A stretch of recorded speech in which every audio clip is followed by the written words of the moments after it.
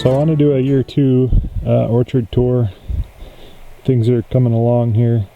I had the whole orchard planted, except for I ended up getting a duplicate of one of the trees that I didn't want duplicate of, so I dug that one up and gave it to a friend. But anyways, we'll go ahead and start. I'm going to start with the apples today. So this is a new one from the last tour. This is a Holstein apple I got from Trees of Antiquity. I planted this one this last spring. I really liked the way the Trees of Antiquity trees came because they had a lot of whips and branches, and I was able to graft a few of those branches onto some rootstock. So basically, even though the trees were a little more expensive, I was able to, duplicate the tree, and I might, be able to sell or barter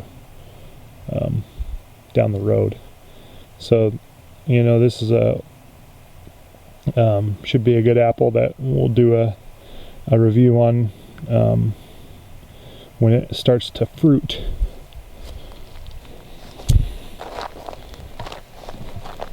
This is a Williams Pride apple. This is its second year, I believe. This one came as a whip. It's put on a few branches, but mostly it's just put on a lot of girth. But I'm overall pretty happy with the way that they're growing.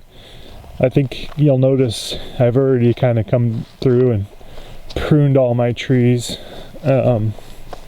just because prune when it's convenient. So I had time. There's a few that I'm going to take some cuttings off of to graft on the rootstock this spring. So if some of them look a little messy, that's probably because I'm going to be doing some grafting. This is a Cox Orange Pippin. I recently was able to try this apple and it was delicious. I'm looking forward to this one fruiting. So I'm going to start doing some apple reviews, not just from my orchard, but when I can find these old heirloom varieties or just different varieties, for people who want to start a small backyard orchard. Get the information out there. That's kind of my goal. This is a Liberty apple. This would be its second year, and it's coming along nicely. I'm getting some good form to it. That's a Brent Ridge Nursery apple. Let's see, what do we got here? This is the Sweet 16 apple. This one is supposed to taste like the licorice. I recently was able to try this one, and I did not taste the licorice or anise or whatever. But man, what a juicy wet apple. I'm hoping that some homegrown ones will be will have those added flavors, but we'll see. This one's starting to get some fruit buds there, so we'll hopefully be able to try this one soon.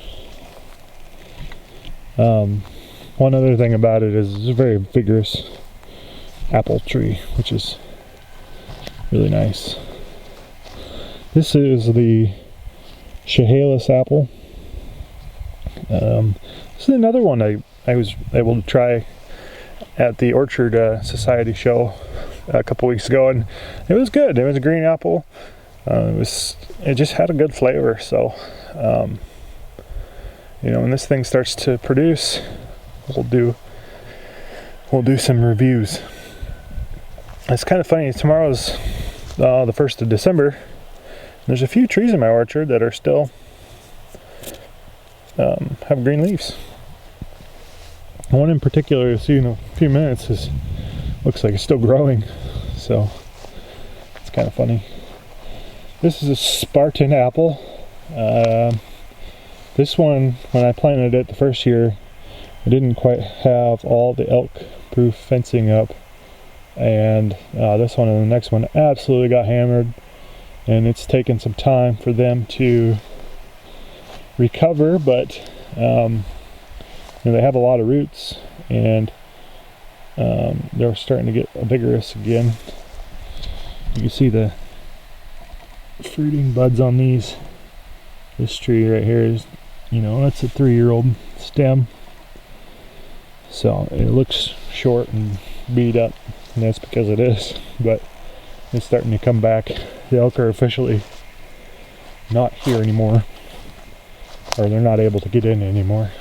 So this would be the Connie Apple. I tried this one the other day.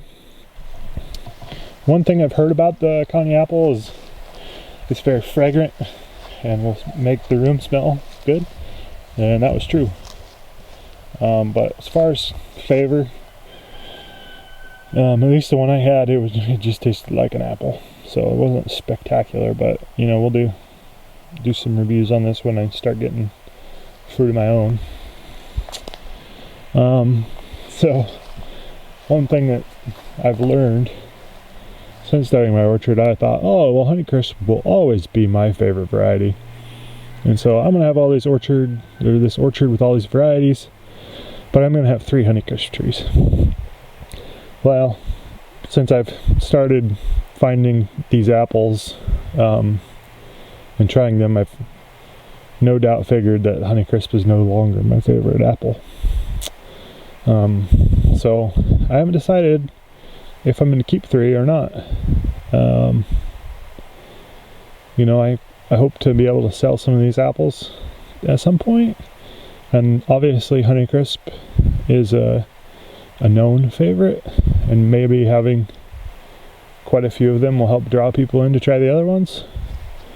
So that's one strategy for keeping them, but I haven't decided yet. So you can see these are starting to get a nice form.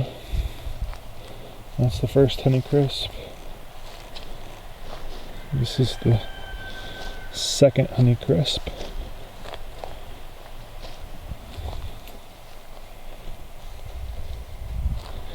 And this is the third Honeycrisp. This is the smallest. I planted this one last year, and the other 2 I planted 2 years ago. So this is the pink lady, and I talked about this the first time. Don't know if we have a long enough season to ripen it here.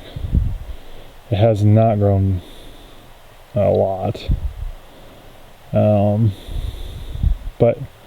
I'm not going to give up on it till it's grown enough to try to at least fruit. We'll see.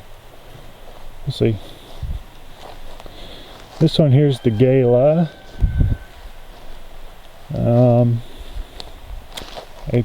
Gala's an apple you can buy at the store occasionally, so I'm just excited to try the homegrown fruit.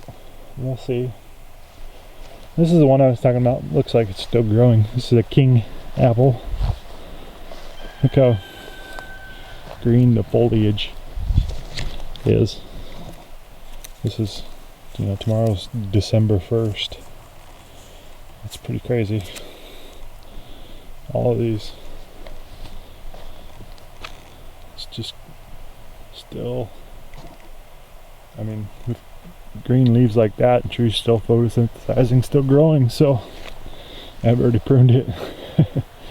But I'm hoping to get some fruit off this one next year. We'll see. Some fruit buds.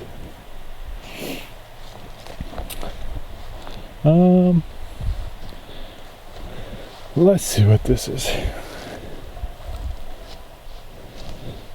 This is a Williams Pride. So I've been making these tags so that I can remember or easily come out and see what it is, and I put some notes on there, like the year it was introduced, or whether it's, let's see, early, no shelf life, and what's that say? Oh, juice apple. So yeah, we'll see. I mean, this takes it pretty handy. I've got all these mapped out so that I never do forget which varieties are which, because obviously I'd like to do some grafting and some tree selling eventually. This is another one I just planted from Trees of Antiquity. This is the 21-ounce apple. Just excited to see, you know, this is supposed to be a really large apple, so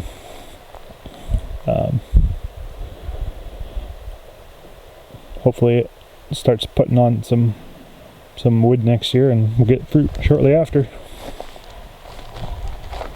Let's see, this is this little whip right here is the Cosmic Crisp, which has been so highly touted. My in-laws brought me a box of these from the east side this year, and I did not find them that special, but they did make a good cup of apple juice after running through the juicer. This is a Wolf River apple. It's kind of an old variety. It's supposed to be pretty big, I think, and if I remember right, it's supposed to be quite the apple for making pies. It's just like a 1-year whip I got in the mail.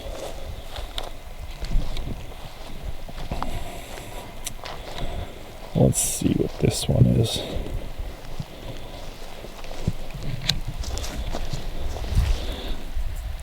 Oh, so this is, you know, right up there in my probably top 5 favorite apples right now. This is a Mutsu, also called a Crispin.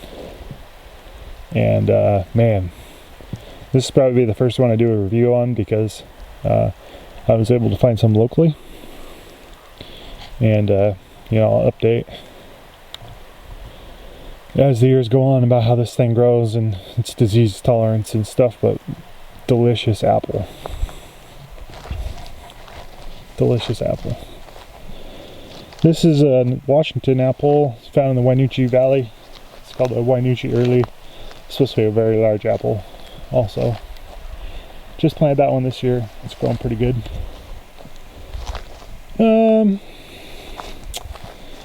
Let's see here. This is Ashmead's Kernel. So this is a super early or old variety, like 1700s. Planted this one this year. I think it's supposed to be a cider apple, but it's like a russeted looking one. I'm excited to try that one. Here's a hole where I had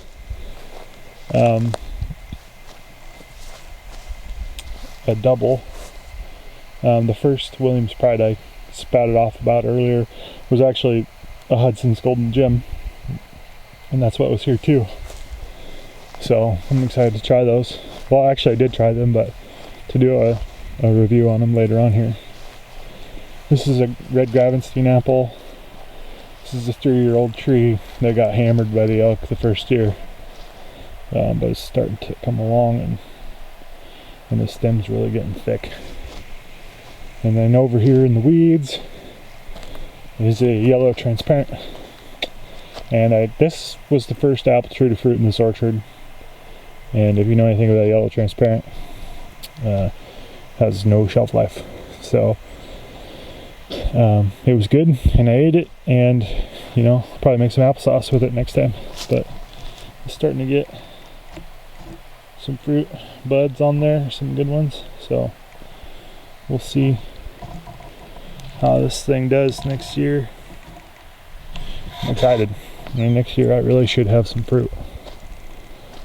So I'll walk over and check out these other 2 apple varieties I got growing across the fence. So I got 2 trees here, pear mains. This is the golden pear main, and then we got the blue pear main. And I'm just, for some reason, I mean, because there's an actual apple variety of pear Maines, I think I have to have every one. So, something I'm starting my pear Maine collection here. And we'll see how that goes. So we'll move over to the fruit of plums, pears, and Asian pears. So this is the Arkansas Black Apple, and this just came as a whip in the mail this last year. Put on a little bit of growth, but you know, mainly roots. So I'm excited to try that. I mean, it's a beautiful black apple. I saw it at the orchard show this year, so we'll see how it does next year. Hopefully it starts growing. Now this is where my peach was. I went ahead and just mowed that because this isn't the area for peaches. It wasn't happening. I went ahead and moved the Moonglow pear here, which had the top die out and then re-sprouted, and then I dug it up because I thought it was dead, and then I realized that it wasn't the rootstock that had sprouted, it was the grafted pear. So I moved it over here into the spot where the peach was and put a different pear where the Moonglow was originally. Let's see, this is the Shiro Plum.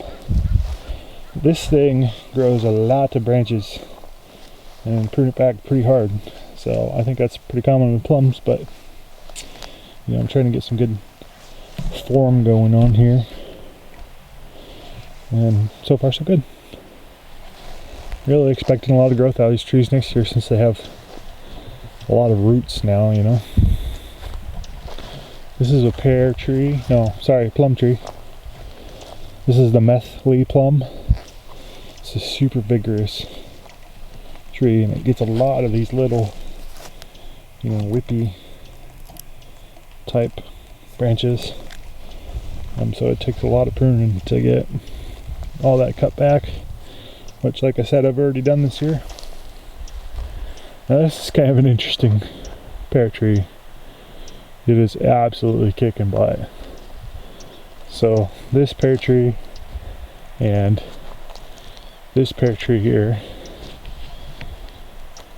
were planted at the same time, and you see this thing is just already an inch and a half in diameter. So this is an Orcas pear, a Washington variety found on Orcas Island. Like I said, man, it's killing it. So I'm probably going to prune the center leader out of this thing soon. I just didn't have my saw on me the day I was out here pruning, so yeah, I'm stoked. Starting to get some fruit buds on it and things, so it should be pretty good next year. Let's see, this is a Bosc pear. So everybody knows about the Bosc pear. See if they taste better at home than at the store, which I'm sure it will. And it's doing pretty good. Now these two Asian pears, I need to put the markers on, but I have them written down inside. One's the Shinseki and one's the Ninseki. And all four of these Asian pears produced this year, and they were delicious. And Asian pears are like $4 each at the store here anyways, and I got like 10 of them this year, so it's already paying dividends planting these things. This one is the, get the tag here, yeah, Kuma. Yeah, Kuma. And that one was, you know, second year, and it produced, and it was man, it was good. I love Asian pears. This is the Moonglow. This is the only one I've planted out of a pot. and it was really whippy, and I let it go through its first summer and then pruned it back, and it's putting some structure on now. I'm probably going to dump, well, obviously I'm going to dump the rest of that center when I get the saw going out here, and then we'll talk about this in pruning videos. But this crotch down here, I don't like double branches. It's going to break off, so I've got some shaping to do on that one later on down the line here. Let's see. This is the Moonglow pear. So the one I moved was the rescue pear, sorry. This is the Moonglow, and this one's doing good. Yes, I had to rescue the rescue pear. I have all this stuff mapped out, and I'm working on the tags right now, so bear with me. This one I just planted. I got shipped in the fall from One Green World, and it is the Cycle pear, and I tried this one. It was delicious.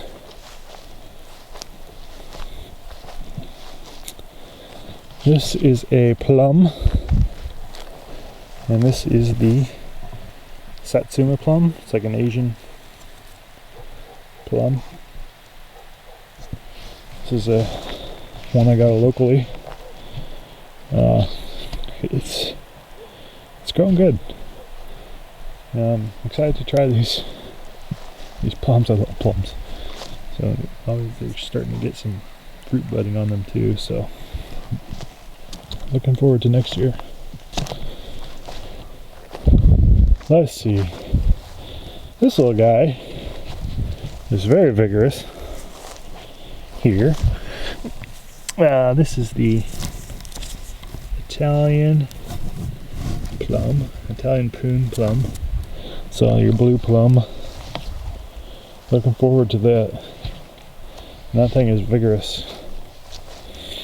And then we have the Stanley Plum, which is another blue plum.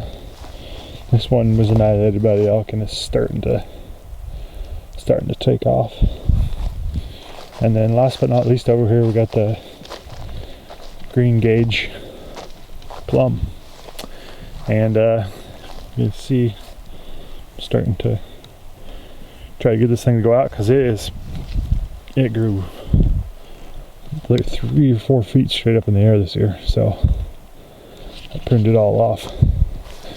You can see here, this was just part of, what I pruned off this year. So anyways, that's about it. I'm planning on expanding the orchard so I can share more varieties. And I got all this space, so I figured what the heck. But basically, this fence line is going to get moved about 150 feet further that way. And you can see my stakes all the way out there. It's a pink flag on it. And then over here, little stakes. So I'm thinking I could have about 110 trees. And most of them, 99% of them, will all be different varieties. So we can keep sharing, and people can start growing some of their favorite varieties at home and maybe get a little bit of information about them before they purchase. So anyways, planning on doing my first apple review here soon, and I will share it with you guys. See you later.